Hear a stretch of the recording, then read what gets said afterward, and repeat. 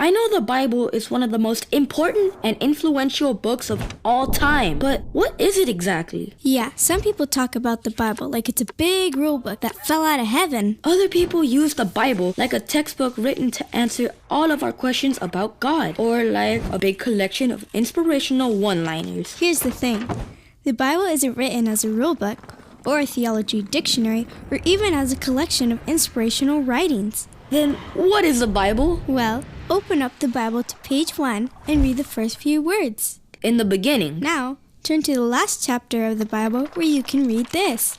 And they reigned forever and ever. Okay, so the Bible is telling a story from beginning to end. Yes, it's an epic narrative about how God has made humans his partners to take care of the amazing world he created. It's about how we ruined that partnership by rebelling against God and how he is restoring us and our world through Jesus. So an awesome story, but there's a lot going on. Inside the Bible are a bunch of different books with their own stories and characters. Here's what's so amazing. Every book has been designed to be a part of and enrich the overall storyline. And knowing how to read the Bible helps us not to get lost. There are also important themes repeated throughout the entire biblical story. A big theme in the Bible are the covenants or promises that God makes with people. And the hope for a human hero who will defeat evil. Every theme comes alive in the story of Jesus. There are also a lot of strange words in the Bible. Words I don't really know. When we take the time to understand those strange words, we discover ideas that help us understand the overall story of the Bible. Reading the Bible takes work. It's not a book that just gives you all the answers right away. The Bible takes you on a journey. I love journeys. The Bible is a work of literary genius. And the more we read and study God's Word, the more it changes the way we live and how we think about everything. The Bible is a one-of-a-kind book that will challenge you and change you. And takes you on an epic journey.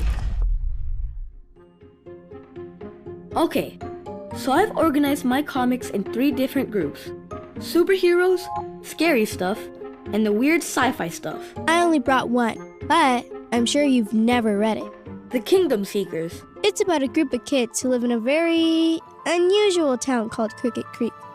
Just how unusual is this town? See for yourself.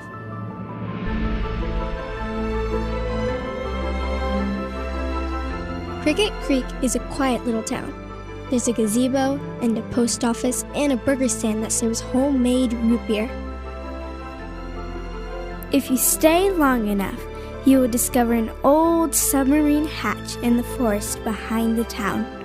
Open the hatch and you will find a ladder that leads deep underground into a secret bunker. Welcome to Cricket Creek, home of the Kingdom Seekers.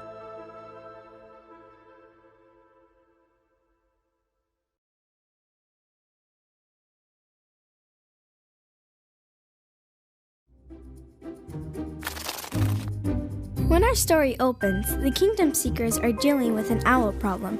An owl problem? Guys, I think it's still in here. The owl followed the transmissions from Zach's owl transponder. You think? I'm gonna try to communicate with him again.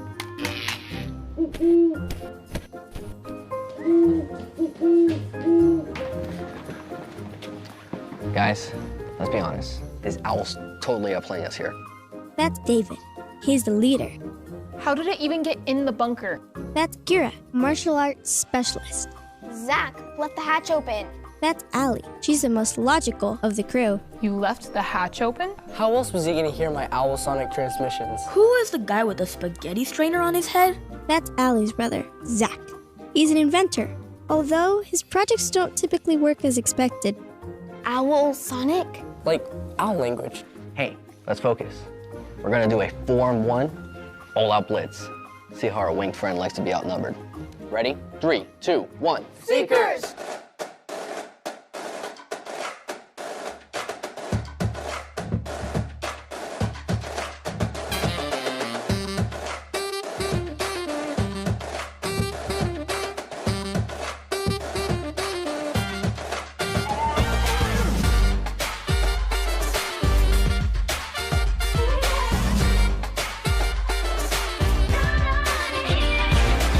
What exactly did they plan to do once they caught the owl?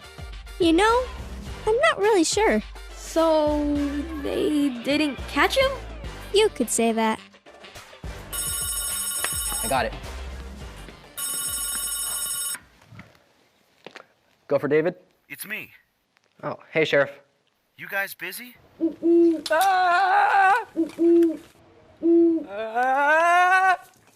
Nah, Good. I got something I think you should see. we'll be right up. Who's that? Sheriff Locke, he needs us to see something. Allie, you stay here with your brother. What? I don't want to stay here with my annoying big brother. Well, if we leave him down here, he's gonna destroy the whole place. Zach or the owl?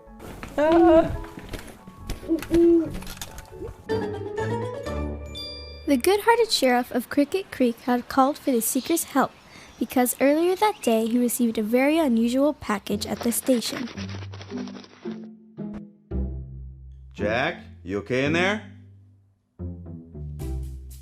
I put an extra pillow in your cell. You want any tea? All right then. The sheriff just finished his rounds and was settling in to work on his detective novel. He wrote a detective novel? It's a work in progress. It's not one of those with an overly dramatic narrator who uses cheesy, nonsensical metaphors, is it? Well... It was a dull and gray day. The kind of day that makes you want to buy a million bags of Skittles and pour them in a giant swimming pool just to see all the colors. Were Skittles invented back in the old days? I was working on the toughest case of my career. One thing I knew, I was hungry for answers. And a giant turkey club with mayo, mustard, and extra pickled anchovies. I was thinking of inviting Miss Maggie down at the old theater out for lunch. That's when the phone began to ring, like an angry alarm clock way too early in the morning.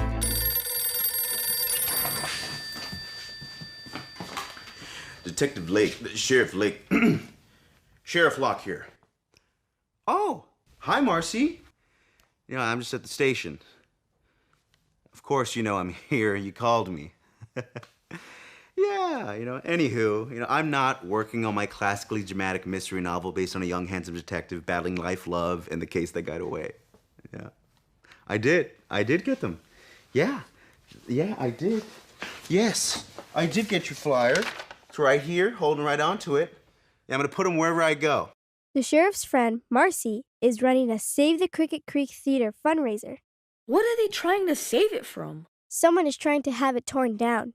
They're trying to raise enough money to buy back the deed. Otherwise... No more theater. You know what?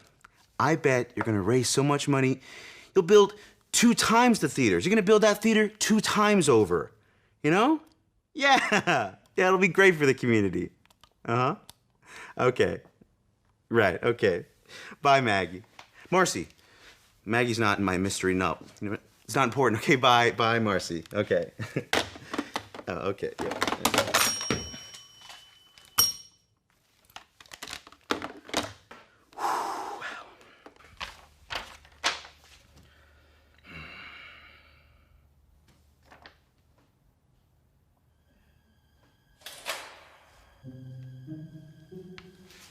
Jack, is that you?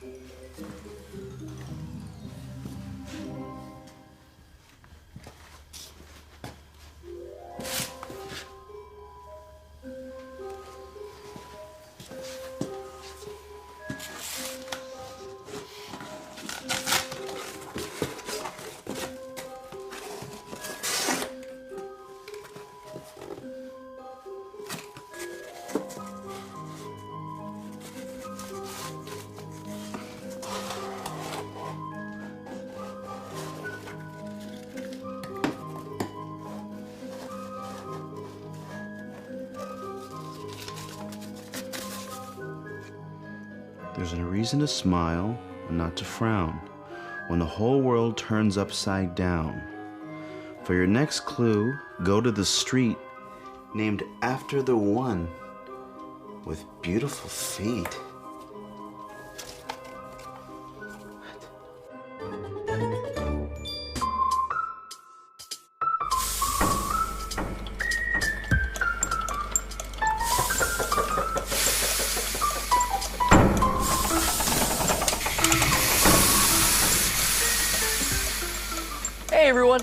welcome to Zach's Gadget Corner. You know, looking at all my inventions, a lot of them work the way I expected. And some have not. Here's the updated damage report on the recent owl incident. I don't know. Thanks, sis. Sometimes we don't work the way we're supposed to. For instance, in this world we have wars, lies, selfishness, and anger. But Jesus says we can work way better if we take all the negative values in this world and turn them upside down. Take my upside down time machine, for example. It makes time run backwards instead of forwards. Wouldn't that just be a time machine then? Well then, I thought this was a time machine. That's a clock. Anyways, you can't make time run upside down. This will work. Back to what I was saying. We can work the way we were made to be by taking all the bad things in this world and turning them upside down and focusing on God's good values. We can do this by caring for one another and helping those that are in need. In fact, Jesus tells us to love even our enemies. This is a completely different way to live. You know, thinking about it, when I power on my upside down time machine, it probably won't turn time backwards.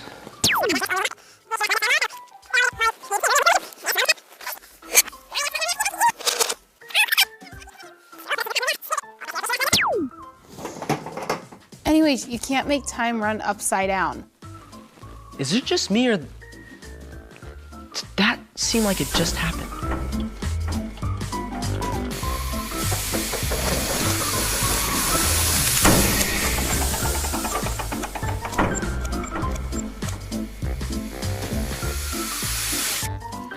No snakes. No snakes. No snakes. No snakes. No snakes. No snakes.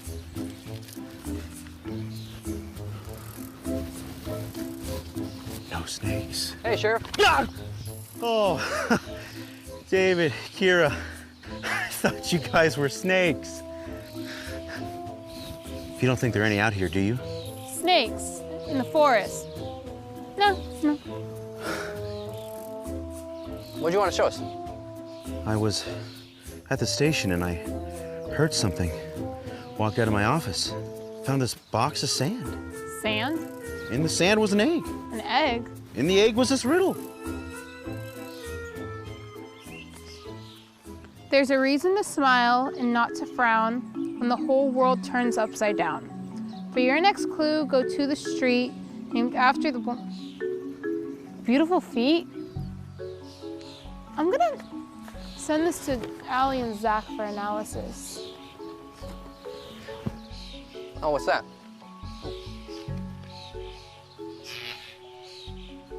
Save the Cricket Creek Theater? Yeah. Marcy's trying to raise money to repair the old theater. Thinks it'll, bring the community back together. That's actually a great idea. I know, right? Unfortunately, she's having trouble raising money, so that's why I'm putting these wherever I go.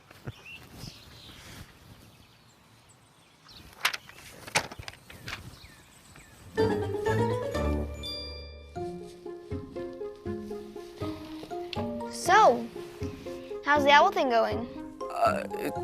It's going good, yeah. It's going great. It was not going well. What are you working on, sis? Oh, just a riddle for a case Sheriff Locke is working on.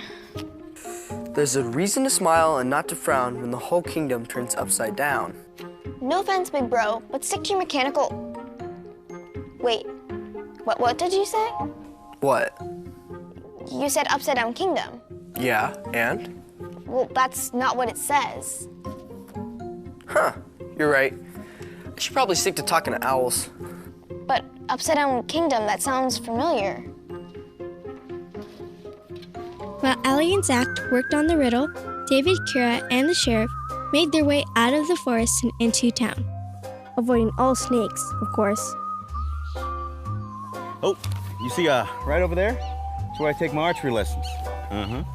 Oh, and down that street, I almost rode my bike there for the very first time. Decided against it, just didn't feel right. I'll get it. Go for Kira. Hey, I think I have something on that riddle. The upside down thing has to do with God's kingdom. How is upside down a reference to God's kingdom? It has to do with the values of God's kingdom being different from the world's, or upside down. Okay, but what about the feet thing? That's the cool part. Isaiah 52:7 says how beautiful on the mountains are the feet of the messenger who brings the good news. The good news about Jesus. The feet belong to the messenger. And the street is named after the one with beautiful feet. Messenger Road. Bingo. Thanks, Allie. So it looks like we're going to Messenger Road. It's a Messenger Road. Apparently our next clue.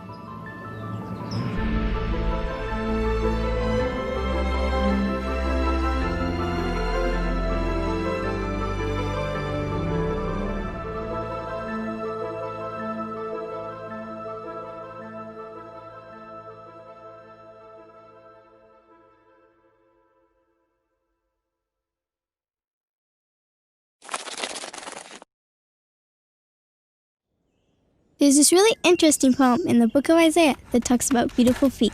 So Jerusalem, the spiritual homeland of the Jewish people, has been destroyed by a powerful empire called Babylon. Most of the people were sent away from their homeland as captives. Some of the poor people were left in the city to care for the land, and everyone is wondering, what in the world just happened? Wasn't Jerusalem supposed to be the city where God would rule and bring peace and blessing to the world? That's why the people were so confused. They felt like God had abandoned them. Yeah, I mean, everything is destroyed. The prophet Isaiah had been telling everyone that living corrupt lives and turning away from God would lead to this very thing. Isaiah's warnings came true. But the poem isn't over. It goes on to say that there's a watchman on the city walls who spots a messenger far out in the hills. The messenger is running toward the city, shouting, "Good news! Good news!" That's when Isaiah says how beautiful on the mountains are the feet of those who bring good news. What exactly does that mean? The feet are beautiful because they are carrying a beautiful message. What's the message? That even though Jerusalem had been destroyed, God still reigns as king, and he will come back to the city one day, sit on his throne, and bring peace. So the watchmen sing for joy because of the good news that God is still king. Right. Now jump over to the New Testament. We see the same phrase, good news, which is the Greek word evangelion. You might hear it with the word gospel. So when Christians say, "Do you believe the gospel?" they mean, do you believe the news? Not just any news. In the Bible, this phrase is always about announcing the reign of a new king. King Jesus. Right. And in the New Testament, this phrase is used to summarize all of Jesus' teachings. They say he went about spreading the good news of God's kingdom.